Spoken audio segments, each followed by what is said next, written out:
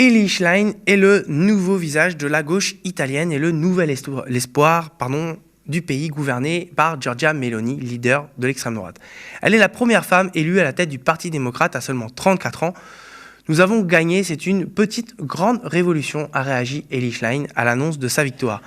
Environ 1 million de sympathisants ont participé aux primaires ayant permis à la députée de battre le président de la région Émilie-Romagne, Stefano Bonaccini, pourtant donné favori.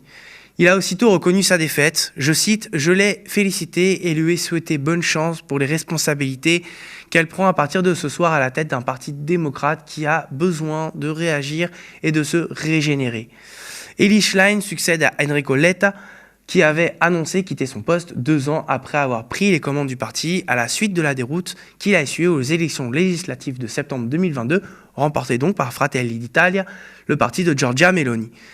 Mais quelle perspective cette victoire ouvre vraiment pour la gauche italienne et le PD en particulier? Pour en savoir plus, j'accueille sur le plateau Valerio Motta, c'est l'Entretien Express.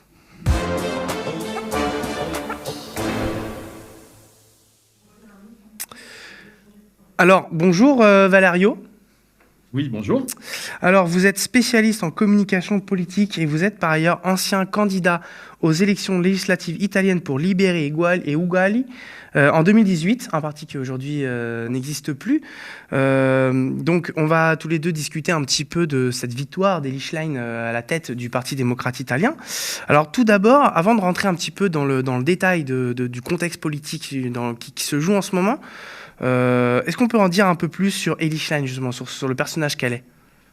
Oui, c'est un personnage, Elly Schlein, qui détonne pas mal par rapport à ce que sont les responsables politiques italiens classiques et notamment au Parti démocrate. Elle a 37 ans, on la présente comme mélomane, elle aime le rock, elle a un côté un peu geek, elle dit qu'elle joue aux jeux vidéo, amatrice de ciné. Elle est issue d'une famille d'universitaires et de juristes. Elle-même est diplômée en droit. Elle est trinationale. Puisqu'elle est née en Suisse d'un père américain et d'une mère italienne. Un père américain qui avait des origines juives ukrainiennes. Elle a aussi dans ses grands-parents un ancien avocat antifasciste qui est devenu plus tard député socialiste. Et en fait, son parcours, c'est celui d'une activiste. En parallèle et à l'issue de ses études de droit à Bologne, puisqu'elle s'est déplacée après la Suisse vers l'Émilie-Romagne, elle a été aux États-Unis faire les 2 campagnes de Barack Obama. Elle s'est inscrite dans les mouvements étudiants, notamment sur les questions migratoires à l'université à Bologne. Par la suite, elle a travaillé sur la production de documentaires sur ces sujets. Et elle s'est engagée en politique très tôt, dans l'aile gauche du Parti démocrate. On est au début des années 2010. Quand Matteo Renzi, qui incarnait, lui, l'aile droite et libérale de ce parti, l'a emporté, était devenu Premier ministre, etc., elle s'est inscrite dans le mouvement qui s'appelait Occupy PD, où des militants de l'aile gauche allaient occuper les sections et les fédérations du Parti démocrate pour demander une réorientation politique. Il y a eu à l'époque le Job Act, notamment, qui était un petit peu la loi travail italienne. Et elle a été élue députée européenne juste à ce moment-là, en insistant très fortement sur les enjeux écolos.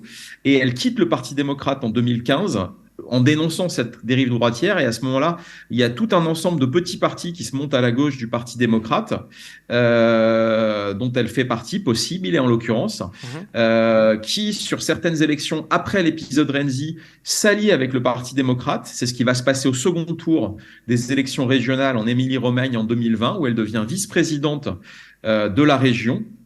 C'est le moment également où elle fait son coming out, puisqu'elle assume sa bisexualité et le fait d'être en couple avec une femme.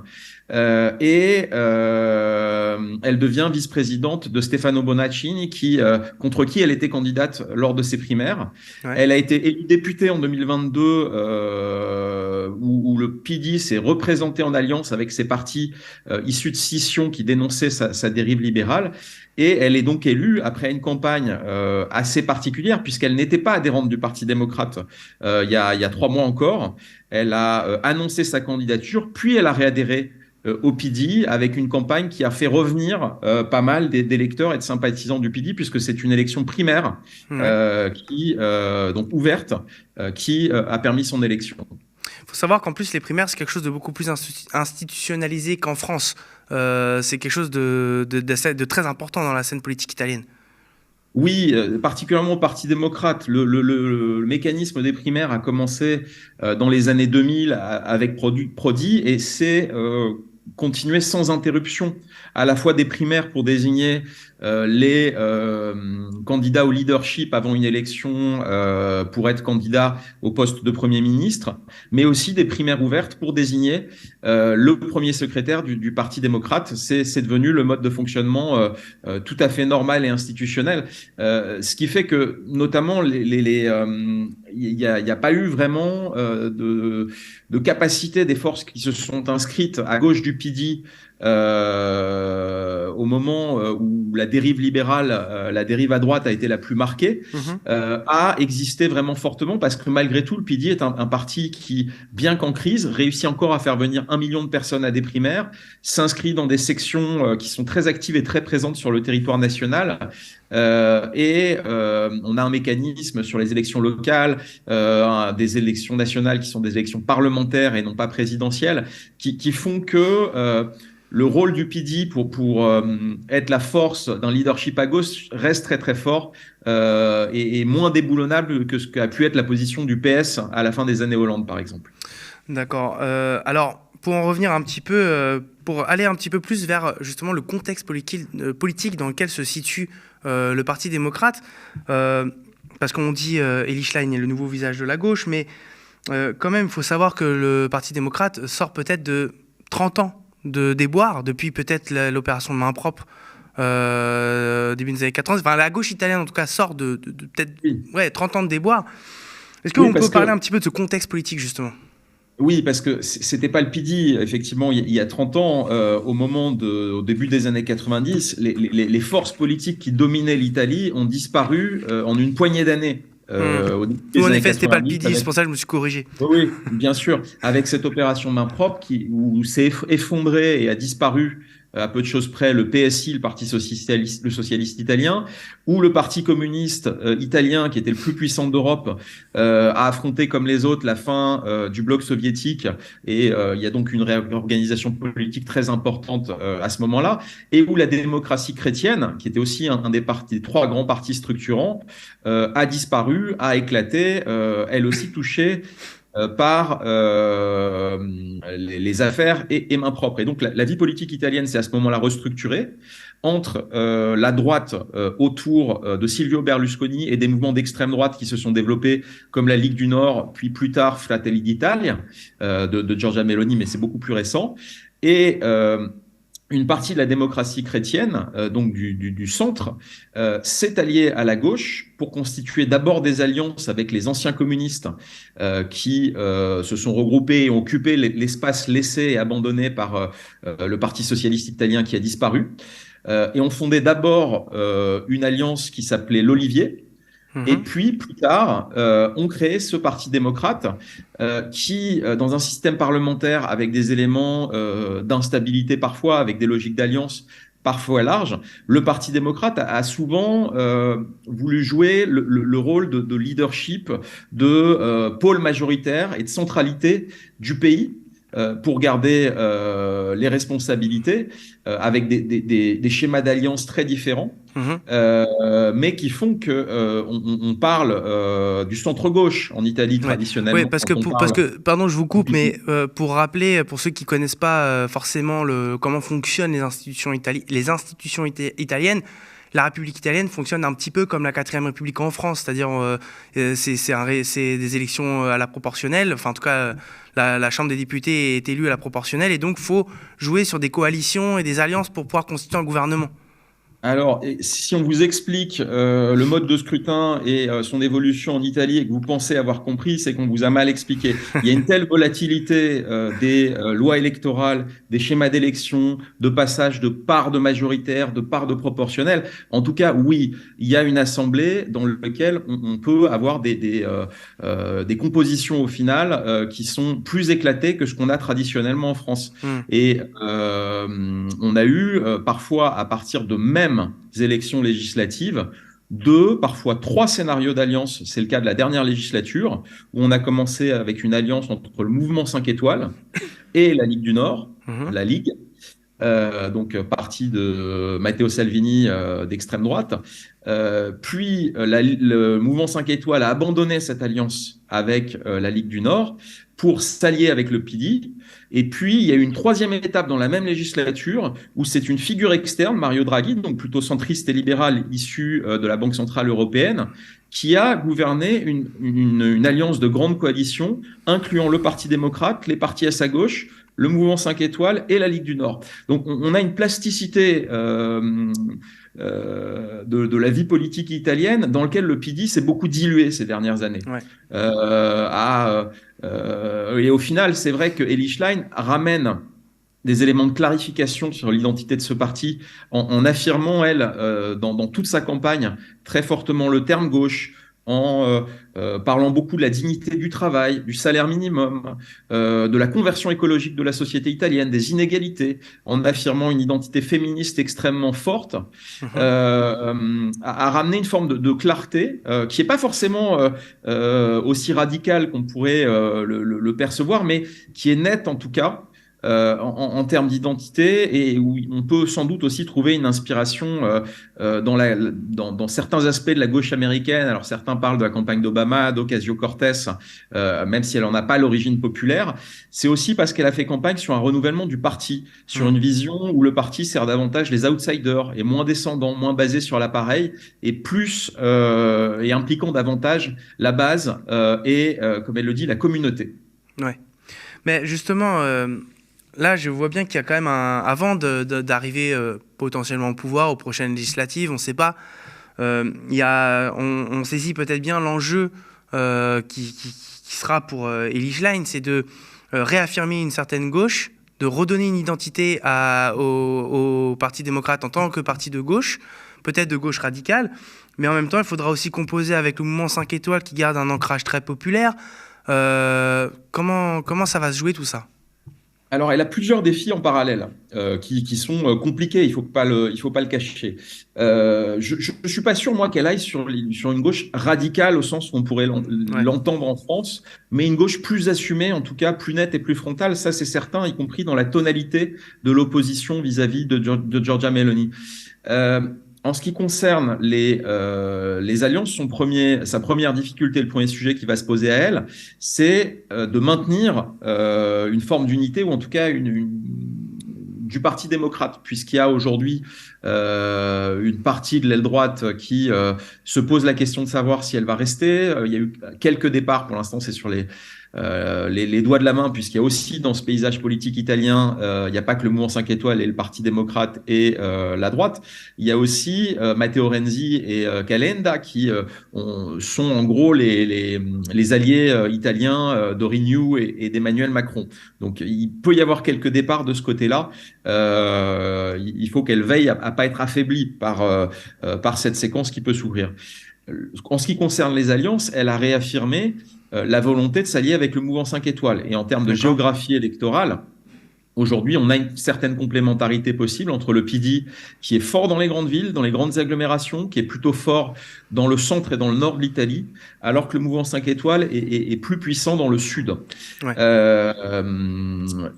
Donc voilà. Ensuite, il va y avoir la question de savoir si cette alliance et cette nouvelle leader de la gauche va être en capacité de reparler à des catégories de la population qui se sont éloignées de la politique, qui se sont éloignées du Parti démocrate, qui est un parti vieillissant en termes d'électorat, en termes de militants également. Ouais. Elle a plutôt été élue dans ses primaires dans les grandes villes du Nord. Donc la question, c'est est-ce qu'elle va pouvoir aussi dépasser un ancrage qu'en Italie, on pourrait considérer un petit peu comme radical chic, c'est un peu le terme italien qu'on pourrait utiliser pour gauche caviar. Donc Ouais. est-ce qu'elle pourra être plus qu'une gauche urbaine et diplômée? Ça, c'est une vraie interrogation. Alors, elle essaie de positionner très très fort le terme du travail dans les premières prises de parole ou dans les premières expressions du PD ou de ses lieutenants depuis son élection. Il va falloir voir comment ça va se traduire.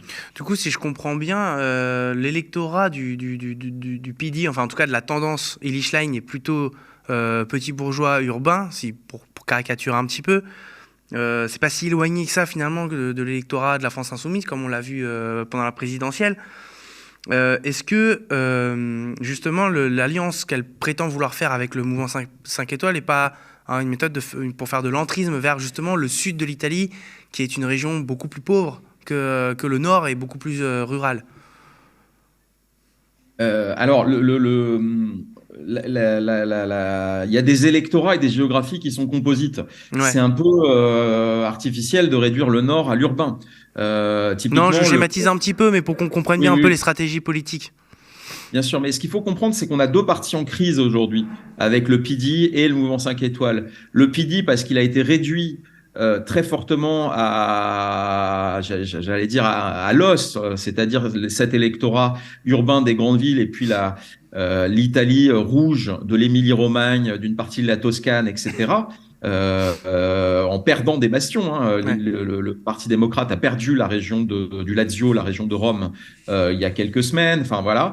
Et de l'autre côté, le mouvement 5 étoiles qui avait réussi à agréger des électorats populaires, de villes moyennes, ruraux, du nord et du sud, issus de la droite et de la gauche, en gros, a perdu tout son électorat du nord. Ouais. Qui a très largement voté pour Mélanie ou qui tout aussi largement s'est abstenu en fait. Ouais. Donc la question, c'est de savoir s'il peut y avoir une dynamique qui se recrée. Ce qui est frappant en tout cas dans le changement de style et de situation dans lequel on va être, c'est que l'opposition, ne serait-ce que de style, va être énorme puisque Meloni a construit, donc la première ministre de Frères d'Italie, Fratelli d'Italia, a construit son identité politique dans un discours notamment où elle revendiquait le fait d'être femme, mère, catholique, italienne, et vraiment d'avoir une dimension identitaire nationale, une définition de droite assez radicale de ce que pouvait être son identité de leader. Et Elie Schlein est l'opposé de ça. Ouais. Donc, Oui, parce que c'est un petit peu ce que les médias annoncent déjà dans les papiers qui sont sortis hier suite à la victoire d'Elie Schlein. C'est que voilà, on va y avoir un face-à-face, un front contre front entre Elie Schlein d'un côté, donc femme progressiste, féministe, de gauche affirmée d'un côté, et Meloni, femme ultra-conservatrice d'extrême droite de l'autre. oui, oui, oui. Ça, en tout cas, ça peut être un risque pour Elie Schlein et pour la gauche d'être enfermé uniquement dans ce débat de style. Mais c'est sûr que cette confrontation, on ne peut pas faire comme si elle ne va pas exister ou comme si elle n'était pas un fait médiatique et politique. Simplement, il va falloir que la gauche italienne réapprenne à se faire aimer de catégories à qui elle a pu donner le sentiment de s'être détournée d'eux. Et Ouais. l'alliance avec le mouvement 5 étoiles, si elle a lieu, il faut voir, le mouvement 5 étoiles est un mouvement crise. Ouais. Également, qui a perdu la moitié de son électorat en une législature. Donc sa volonté de faire alliance, les conditions dans lesquelles il va le faire, ne garantissent pas non plus nécessairement et automatiquement qu'il y ait une dynamique qui se crée là. Je pense qu'elle devra d'abord compter sur ses propres forces et Ouais. sur la capacité à recréer un leadership par le Parti démocrate. Il faut d'ailleurs noter que le Congrès dans lequel s'inscrivent ces primaires est un congrès de refondation Ouais. vise à réintégrer un certain nombre des formations qui sont issues de scission dans ces années 2010, de les réintégrer un peu suivant le chemin qu'Elly Schlein a fait elle-même. Mais donc, il y a ce sujet de rajeunissement du parti, de sa capacité à s'adresser à tous. C'est clair qu'en tout cas, elle a réussi ça dans cette élection et dans cette primaire. Maintenant, la question, c'est de savoir si elle va pouvoir faire ça à plus grande échelle, parce que c'est une élection qui n'était pas qui n'était pas attendu dans la mesure où Bonaccini avait obtenu la majorité des votes des adhérents avant le vote de la primaire. Il y a une sorte de premier tour de qualification où les adhérents du parti votaient pour sélectionner les candidats qui allaient aller à la primaire. Donc, il était devant là-dessus. Et c'est vraiment une mobilisation dans ces villes, dans le Nord, etc., qui fait que Elly Schlein l'a emporté. C'est un peu considéré comme une surprise quand même. D'accord. Merci beaucoup, Valerio. Merci. Merci d'avoir répondu à cette question. À mes questions, pardon. Je le rappelle, vous êtes spécialiste en communication politique et ancien candidat aux législatives italiennes de 2018 pour le parti Liberi e Uguali. Merci encore. Merci, bon après-midi. Bon après-midi à vous.